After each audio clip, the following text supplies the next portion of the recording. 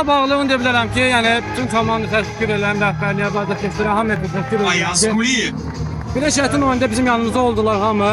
Komanda çox əziyyət çəkdi. Bizim yəni belə deyək, çempionatda çox uğursuz nəticələrimiz oldu. Yəni işlərimiz çox oldu.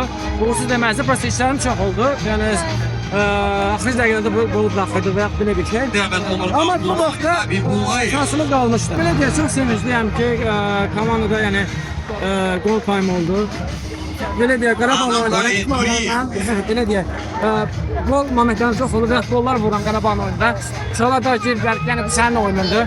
Yəni yeni bir gol gözləyirlər, inanırdılar, çox sağ olsun. Hədəflər belə deyək, çalışacaq ki, tam sevinclər. Yəni gözlə gələnə komanda işimizdə.